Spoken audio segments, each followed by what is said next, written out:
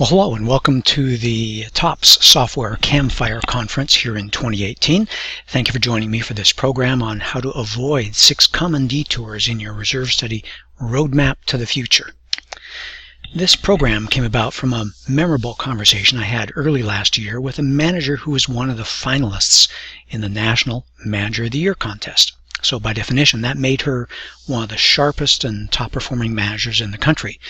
Before the awards program was about to start, in a delightful Texas accent, she was chatting about how there are many resources available to managers, how they can learn more about reserve studies, how the reserve studies fit into the budget process, how to select a reserve study company or read a reserve study, but nothing specifically addressed to the challenges managers face throughout the course of the year trying to make wise reserve fund decisions.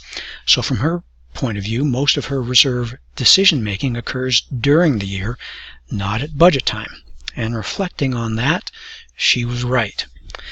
And TOPS software is a very powerful tool, and what I've learned in preparing for this program is that many of your users enjoy all those capabilities, but they come to the table with those same questions. What do I code this to? Operating or reserves? Is this a reserve expense? Can I overspend or underspend? So many questions throughout the year. So I propose this session to TOPS, and that's what brings me here today.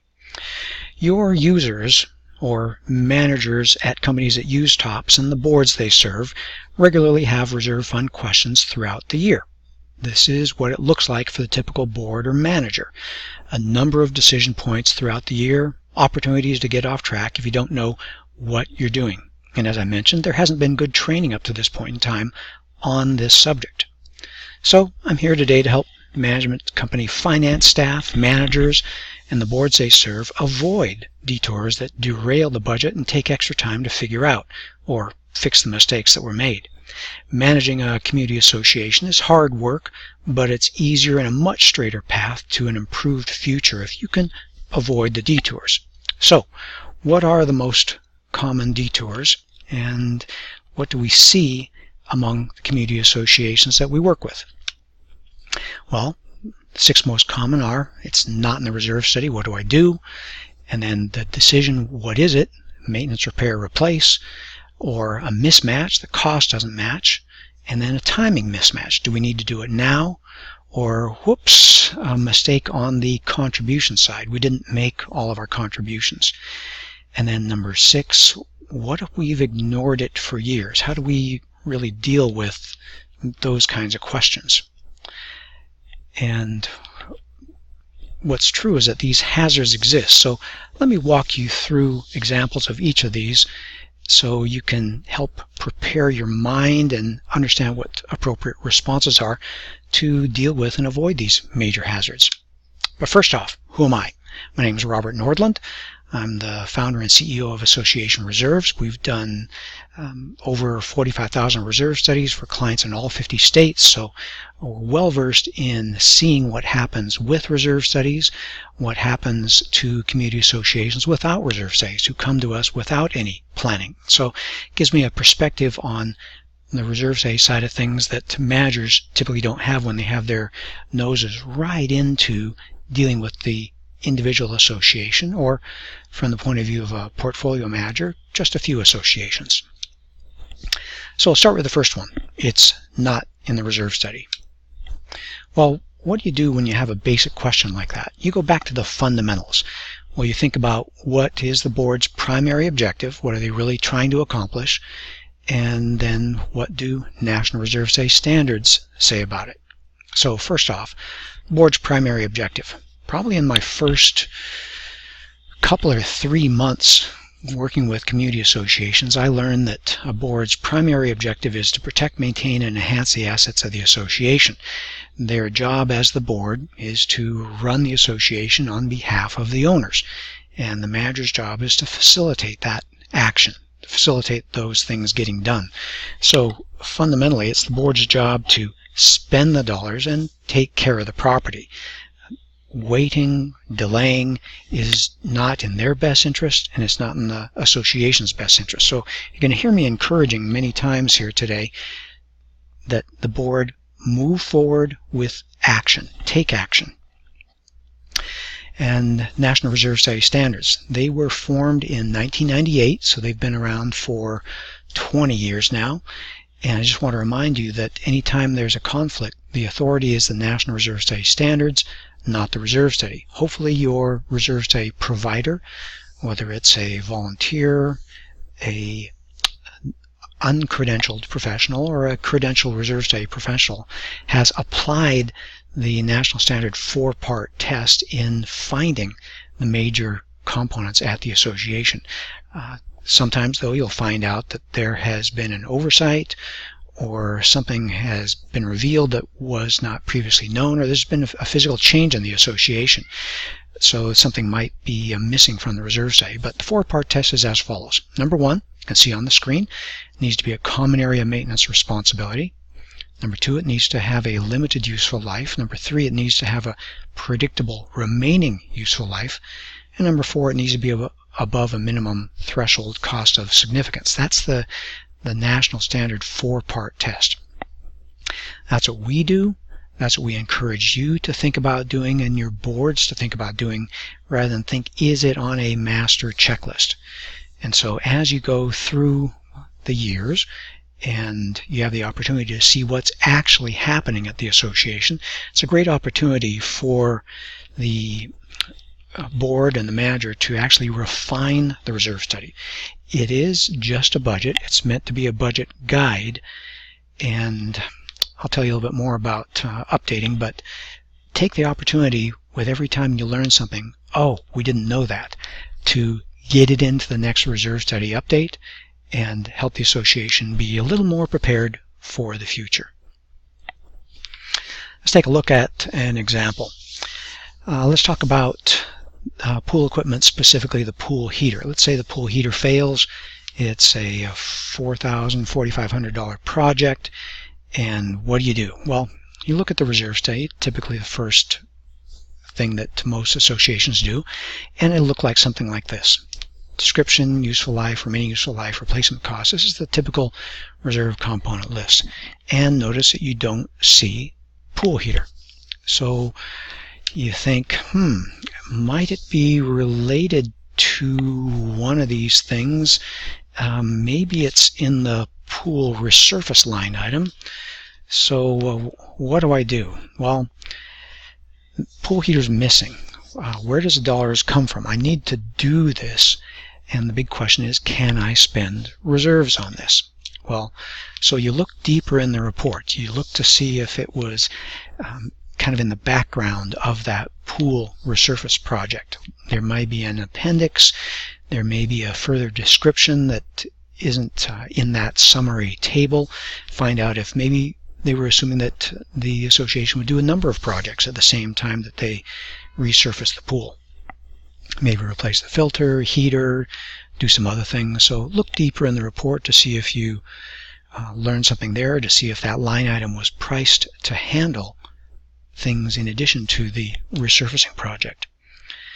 And if not, well, you check it against the National Standard 4-part test. This is a good example. Number 1, is it a common area maintenance responsibility? And yes, a pool heater is common area. Does it have a limited useful life? Yes. It tends to fail about every 10 years, somewhere like that. Does it have a predictable remaining life? Generally, yes. If it's not specifically an accident, then it's just something that generally deteriorates gradually over time. And for most associations, a $4,000 or $5,000 expense is something they don't want to have ruining their operating budget, and so they'd love to have something like that in reserve. So yes, it's above a minimum threshold cost of significance. So testing that, and then I'm going to get to the point where you spend the dollars, and as necessary, if it was indeed a missing component, which we've pretty much determined it was, add it in the next Reserve Study update. And I notice there's a number of Florida managers here, and I just want to reinforce the point that there are local statutes around the country.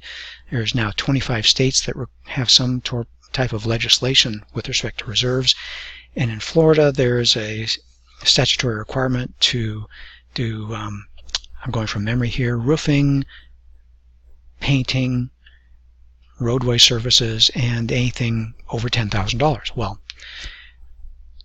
in my opinion, there's too many associations that literally look at the statute, not the association's needs. And so they miss a lot of components. They're missing the needs of the association. And the boards are missing an opportunity to serve their association well. So the law in so many states means well. It's meant to be a safety catch, just like your seatbelt when you're driving a car. It's a great idea, but just the fact that you are wearing a seatbelt doesn't mean that you will be safe. You still need to drive safely. So in this case, I want you to think about driving the association forward safely into the future and gather the major reserve expenses, and they're going to be the ones that pass the 4-part test. When they pass the 4-part test, they will comply with local statutes across the country. Okay, number 2. What is it? Maintenance, repair, replace, and are any of those reserve expenses? Well, first off, can we do it? Well, yes, you can do it. There's so many associations that have capable maintenance staff. There's so many associations that have, let's say, landscape maintenance companies that include things like tree trimming in their ongoing contract.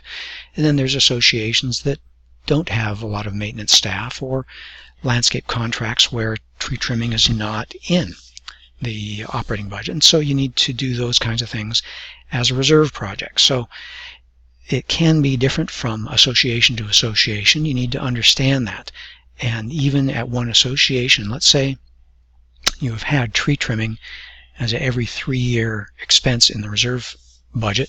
Well, if you change landscape companies and that landscape company now does tree trimming as part of ongoing maintenance, you can take it out of reserves. So it can change from year to year. What you want to do is reflect reality and avoid double budgeting. That's where it appears both in the operating account and the reserve account. And you also want to make sure that it's not absolutely missing, which is what we talked about in the prior section. And then question, can we do just portions of a project from reserves? And the answer is, again, absolutely. Some large projects, like maybe this perimeter fence that you see here at a large Texas association, that's well suited to doing a little bit at a time. There was a section of this fence that was right by a middle school and high school bus stop, and that fence took a beating. There was another section that was by an area where the sprinklers hit it regularly on a daily basis. It was just eating up the ironwork there. So there's going to be sections in very long or very large assets. This association had miles of fencing where you might want to say, rather than do major renovation or replacement of all the ironwork every 20 years, maybe you do 10% every 2 years. So I want to encourage you to think that local fractional repairs and replacements keep the asset serving the needs of the association very well. And you can do a 10% repair every 2 years, or maybe with a concrete sidewalk, $5,000 worth of repairs every 3 years. Whatever the number is that works for your association, learn from your history, learn from your project expense, put that into the reserve study, capture that expense, and be better prepared for the future. You don't have to wait for the entire thing to fail just because that's the way it was initially modeled in the reserve study. And can we plan on some major projects, repair projects from reserves? And the answer is absolutely. You can schedule periodic major projects in the reserve study just like you can schedule the periodic replacement. Now this is a big cooling tower on the top of a roof. Let's say it is in the reserve study to replace every 20 years.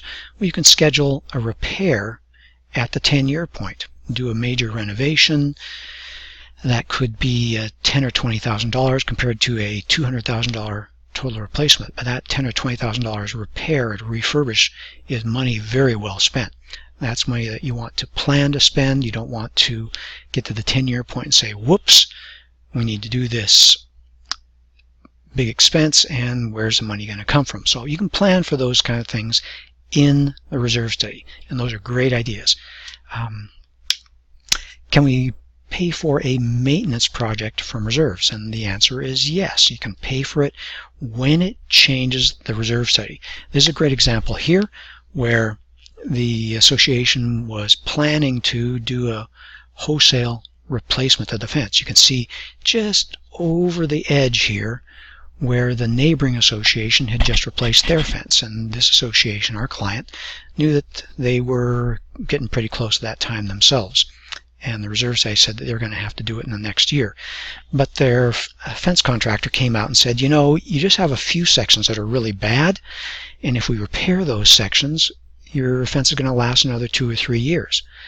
And so they were able to spend a few $1,000s on structural members in the very poor areas, and that changed the reserve study. Instead of the remaining useful life being 0, that changed the remaining useful life to being about 2 or 3 years out. So because it changed the timing in the reserve study, it's a legitimate reserve expense.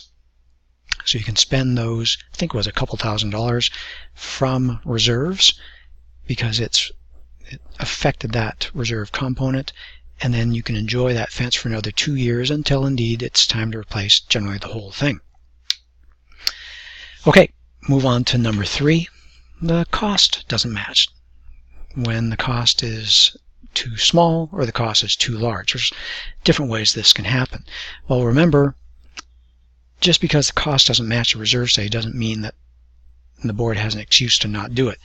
You're going to hear regularly, do the project. The board's job is to maintain, protect, and enhance the assets of the association. If it is a project that is under the estimate, expect that the extra or unused funds are going to be reallocated next time you update the reserve study. And if the project is a little over what was expected, same kind of thing. The funds will be reallocated, gathered. It may have the effect of increasing reserve contributions in the future, and that's fine. You want to be prepared. You want to use the best information in crafting your reserve study and making it better each time you touch it. So update your reserve study with the different improved expectations. And remember that it is indeed budgeting. You need to expect mismatches and expect surprises. In our reserve study, we give our clients a cost range, best case and worst case. So a fencing, or let's say a painting project, we might say it should occur anywhere from $80,000 to $100,000. And that gives the board a little bit of comfort when they get a proposal that's $82,000.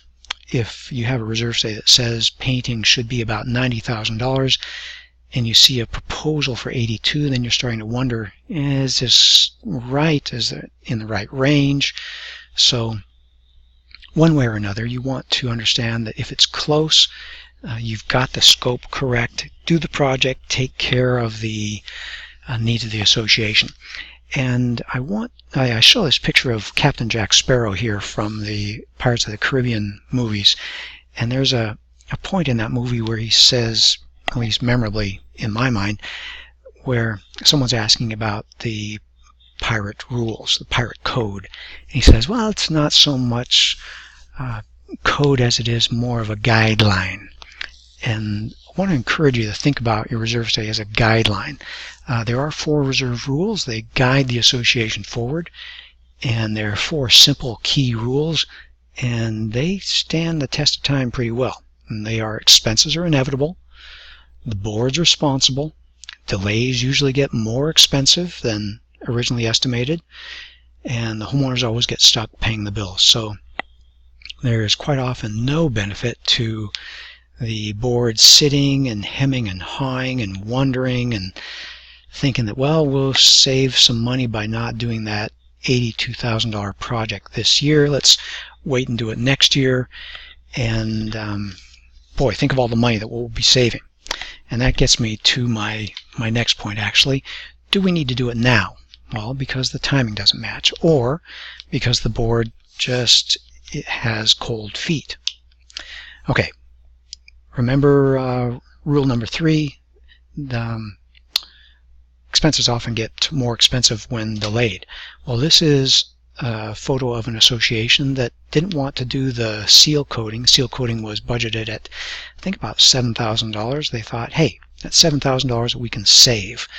And indeed, they saved their $7,000, but it led to total deterioration and failure of their asphalt surface. And not only that, but they have some major potholes here. I was doing this, talking about this situation with an attorney and speaking in front of a large audience, and the attorney reminded me that not only does it get really expensive, what was it, $7,000 seal expense, and it ended up being about a $50,000 remove and replace project. He said that they also have some real liability and because of a trip and fall hazard, and he told the story about an association where someone was on a bicycle going through this. They hit that concrete swale over here on the side, fell, got injured, and it all was traceable to the board failing to take care of the property as they were advised in the reserve study. So avoid expensive deferred maintenance. Do your reserve projects when they need to get done. And think about that. Understand the different ways components fail. There's generally 5 different ways projects can fail. Inconsequential, things that you reevaluate, things that get obsolete over time, protection issues, and catastrophic. And it's interesting, some things, an identical asset can be inconsequential or it can be catastrophic. Let's talk about that. We talked about the pool heater. Well, if it's a pool heater and it gradually gets old and fails, you could argue that's an inconsequential failure. The worst that happens is the pool cools down for a few days. Now I know for some associations that is a catastrophe, but for most associations that's pretty much an inconsequential failure. You contact the pool contractor and they roll in and install a new pool heater and you're back in business within a week. Now if that same 400,000 BTU boiler is the only boiler in a 20 or 30 unit mid-rise and it fails, that's going to be a catastrophe because everyone in the building now has no hot water. So understand the way a component fails. That fence or a re-roofing project can be a re-evaluate issue. A lobby remodel, refurbish, or a clubhouse remodel, refurbish, a stairwell, carpeting, that can be an obsolescence where it just is no longer serving the needs of the association well. Maybe tools that you're forcing your janitorial staff to use or on-site maintenance staff to use. Some things get obsolete over time. Protection can be things like sealing your asphalt, or painting your wood trim, sealing your deck surfaces, things like that, that when you protect the surface, it's going to last a lot longer. And then there's usually a few catastrophic things. I would add catastrophic to be a gate entry system. You want to protect the envelope of the association, and if your gate opener is getting old and you're repairing it regularly, and that means that when it fails, the gate is stuck open, to me, I see that as a catastrophic problem. You're just asking for trouble because if there is an incident, a security incident at the association, again, because the board was deferring doing something they were told was time to do, and they had the money to do it, there's a lot of liability exposure. So do what needs to be done on time. Some you can wait, but understand that the 4 reserve rules, remember those? That the projects always happen. Deterioration is inevitable. The board's responsible. Remember number 3, delays usually get expensive, and one way or another the homeowners always get stuck paying the bill. So remember that, and you may want to get some counsel. Ask your reserve study professional. Reach out. We're generally available. We'd love to help you make wise decisions. And expect some surprises along the way. Components fail when they're ready, not when the reserve study predicts. So if you have a reserve study, and let's date it, let's say it was printed on an old dot matrix printer a long time ago, and said the roof is going to fail in 2022, and it didn't. It failed here in 2018. Don't think that you have to wait till 2022. It failed. It's time to do. Perform the project and then update your reserve study with a new useful life and remaining useful life expectations. It's just the right thing to do. Okay, number 5. What happens if we didn't make all our contributions? The classic example here is we had a reserve study provider, and I was chatting with them how things were going, and he told me that he had just weathered a significant lawsuit where the board was challenging that they had recommended inadequate reserves for their association. And the bottom line was the association had a reserve study from this competing company 3 years ago, and then 2 years ago they changed management companies. And in the paperwork and software and transition, the new management company forgot to be making the $5,000 a month reserve contributions. And so for the last 2 years, they had $5,000 more in the operating budget. No wonder they seemed like things were going real smooth with the new management company. They had $5,000 more a month to do things with. Well, it also meant that 5,000 times 12 is 60,000 times 2 years, 120,000. It meant that they had $120,000 less in the reserve fund, and that's significant, especially when the association was facing a $100,000 roof project. And of course they got upset and they sued the reserve study provider, and unfortunately they found out that it was really their own fault. And unfortunately the reserve study provider still had to defend himself. So the kind of thing happens a lot. Generally it's not failure to make all the contributions, it's failure to make some of the contributions. Maybe $5,000 a month was recommended, and the board in their infinite wisdom says, well, I think we can only make 3,500 reserve contributions. Not the full 5,000, but we'll go with 3,500. Well, remember, ongoing deterioration is as real as any other bill at the association. If you defer it, generally, the expenses just get bigger. Like that asphalt expense, you can imagine a roof project that you delay just gets more expensive as you have water damage problems. Wood siding, if you fail to paint it and protect it, it deteriorates, and in addition then to having a repainting project, you have a carpentry repair project. Now if you don't make the contributions, the association is going to have less money than they expected, and that's a problem. That's just going to be a pinch. But remember that ongoing deterioration is as real as any other bill. When you have an opportunity to interface with the association, it is in your best interest, and I highly encourage us, characterize reserve contributions as offsetting ongoing deterioration. If you talk about reserve contributions as being for the future, then people are going to start to think, boards are going to start to think, well, it's someone else's problem in the future. But if you can characterize it as reserve contributions offset ongoing deterioration, that makes it sound like any other bill that the association faces. It's their obligation. It's their obligation to pay it. It's their responsibility as the board. And again, when you take care of the present, the future tends to take care of itself. Remember that. And my first recommendation, measure reserve fund size by percent funded, not cash. Now, let me explain that for you who aren't really familiar with the concept of percent funded. Let me show this picture of this store where most of the items on the shelf have been sold out. When items on the shelf are sold, the money goes in the cash register. And so it's kind of a balance. When you have lots of items on the shelves, there's no money in the cash register. When you have items mostly sold out, the money is in the cash register. It's a balance. And so the worse off the shelves are, the more money you have in the cash register. And that's kind of the way it is with reserves. When the association is new, you don't really need cash in the reserve fund. When the association has a lot of deterioration, you do need cash in the reserve fund. So it's that concept of balance. Do we have cash equivalent to the needs of the association? How much deterioration do we have?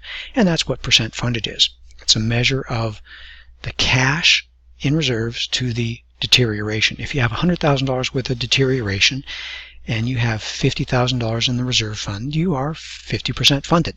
That's pretty much as simple as it gets. Now here's a profile of what we see across the country. You can see percent funded plotted along the bottom, 0 on the left, 120% on the right. We've color-coded it.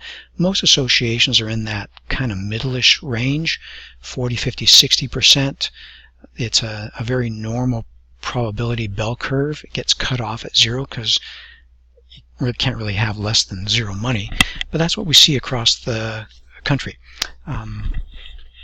A lot of associations in that kind of middle range. The ones that are making the news and making trouble are the ones on the left, the ones in the 0 to 30% range. And that's because when we measure special assessments or record special assessments plotted against percent funded, you can see that there's a high incidence of special assessments when the association, relatively speaking, doesn't have much money. Bottom line is you can see special assessments coming years in advance. You can see it by the association's percent funded. So that's a key. Measure reserve fund strength by percent funded. And when we're talking about the size of reserve contributions, I want to make it clear. Let's get back to cash. Actually, that's next chart. Contributions, percent of total budget. Reserve contributions are significant. Most associations need to be setting aside anywhere from 15 to 40% of their budget towards reserves to take care of their own stuff. Now remember, this is not money that's off and gone, sent off property.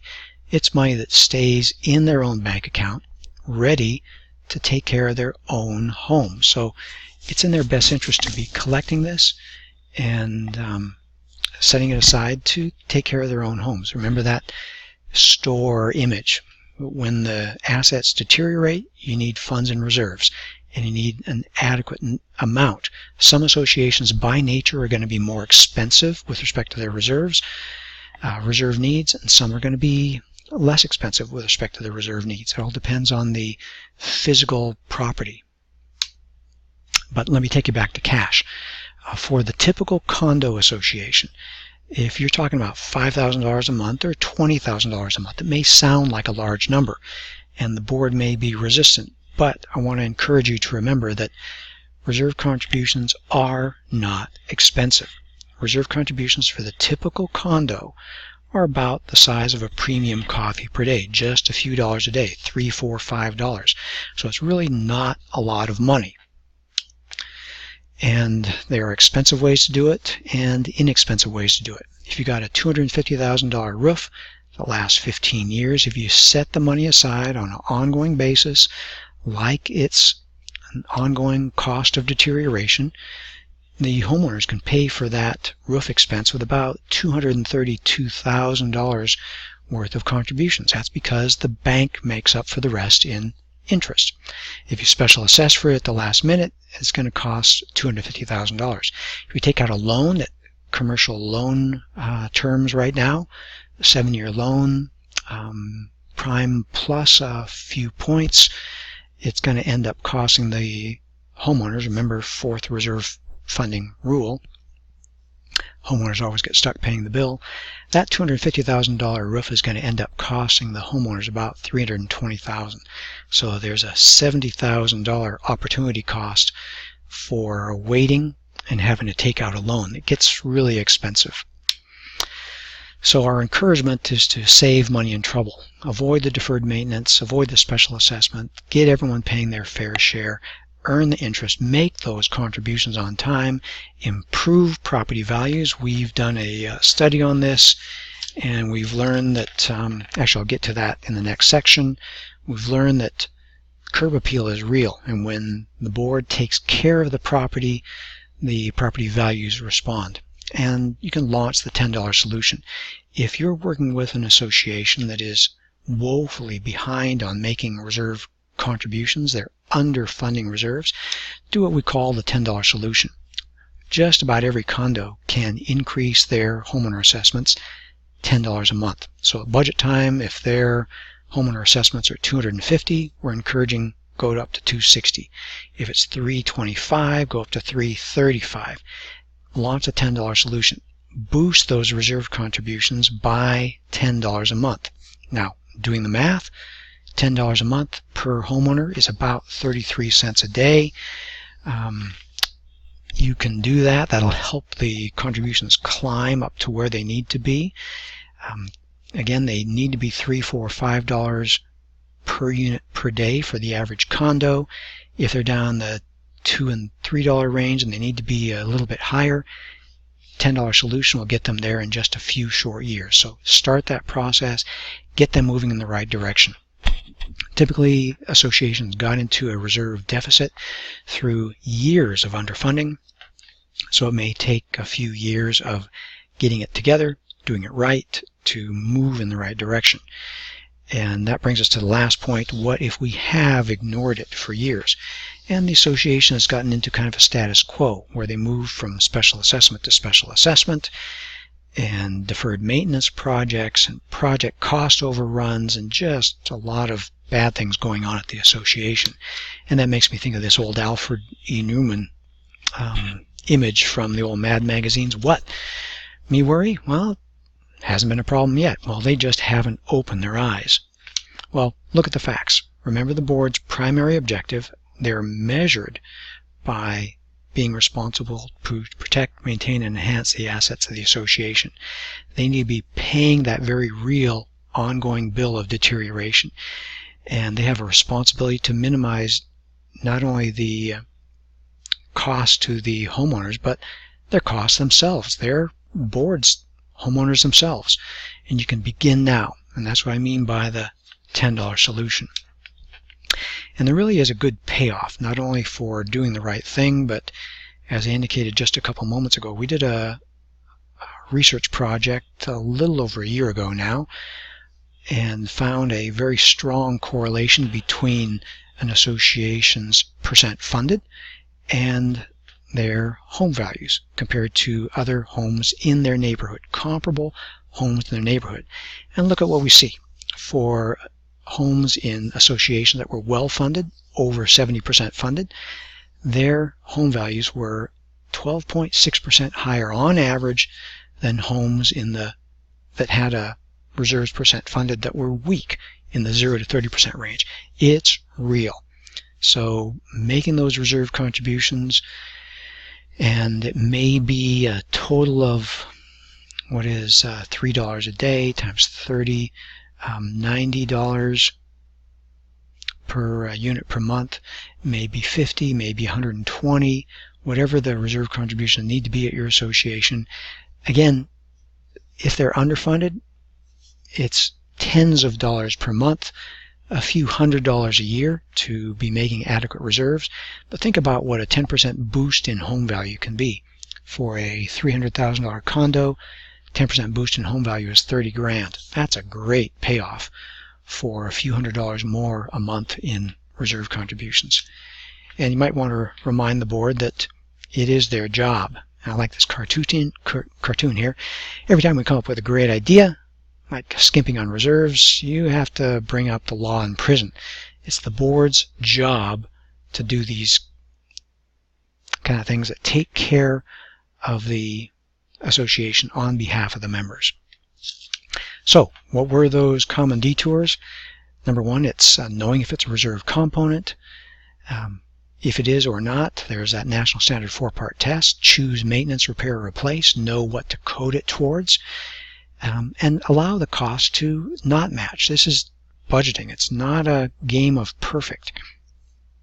Not a cost size thing, and not a timing match. Do the project when it's needed. There's some that you can watch and see, some that are no big deal, but for a boiler that is supporting the hot water for an entire community, that's the kind of thing you need to do preemptively and not wait until it fails. And make all, or at least most, of the contributions. It's the board's job. Don't let them think that they can significantly underfund reserves without consequences. Deferred maintenance is expensive. Homeowners always get stuck paying the bill, and there's just generally no money saved when they are deferring reserve contributions. Care for the property. It's worth it. It's just, again, the board's job. home values depend on it, and it's their responsibility. So getting to reserve funding success is never a straight journey or a wide open road. Community association management is a bumpy road, but it's a heck of a lot easier when you're avoiding the major detours. You know what you're doing, and you know how to get there to the future. So deterioration is inevitable. Fortunately, it is predictable. So spend reserves wisely in a timely manner on the reserve projects. Encourage your boards to execute the projects and commit to making their reserve contributions. They need the money, so the association isn't hanging out starving. You want the association to have the money it needs to thrive. Update your reserve study, get fresh information, make it better each year, every time you update it. And I understand you guys are finance staff and managers here, so be an effective coach. Help them reach their goal. Understand that, help them come face to face with their responsibility. Choose your words wisely. Help them characterize things well. Reserve contributions offset ongoing deterioration. Reserve contributions are not for the future. Little things like that. And that brings me to the end of my talk here. Let me leave you with one little story. There was a day I have 2 kids, and about 15 years ago my wife was away with our daughter, and we had been training our son, I think he was 12 at that time, to be ready to spend some time home alone. So this is going to be the big day where he was going to be home alone for a chunk of hours. And I was off, I think it was actually playing golf with a friend, and when I got back to my cell phone, I had an email, or not an email, but a voicemail from my son. And it was great to hear. It said, "Hey Dad, this is Bobby. Just want to let you know I'm doing great. Thanks for setting me up. Doing fine here, no worries. Did have a couple of questions. I forgot which doors I'm supposed to lock, and I forgot what time you said you were going to be coming home, and it's starting to get a little dark here, and I'm starting to get a little bit hungry, and I'm starting to miss you, and I really wish you were here, but I'm doing okay, and anyway, I love you, Dad." And that was the end of that message. It was just an absolutely precious message. And I tell you that because right now he is a Navy fighter pilot, a very accomplished young man. And right now he's actually out on deployment doing what he does. He's well trained. We know it. He's looking after the best interests of our country. And I was having a daydream about being on the deck of the aircraft carrier watching him doing what he does.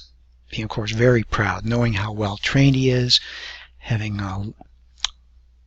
learned what he does and how good he is at doing it, and then watching him taxi up, get locked into the catapult, salute the deck crew, and get ready to go, and then I'm visualizing it give me a little wave, and all of a sudden my heart starts to melt, and I think, uh-oh, boy, that catapult goes awful fast, and I forget now when he's going to be back, and it is starting to get dark, and I'm forgetting now where I'm supposed to go and wait for him under the deck, and darn, I'm getting all anxious, and it's starting to rain now, and I just I'm not feeling good about things. And you can see how that you may know things, but you may start to get anxious when you haven't applied it and you haven't practiced it. So I want to leave you with the confidence that you can contact me. If you're unsure about any of these things, feel free to reach out. I'll refresh your memory, and from Association Reserves, and I'm sure I speak for TOPS, we want you to have success with your software and making wise reserve funding decisions. Thank you very much.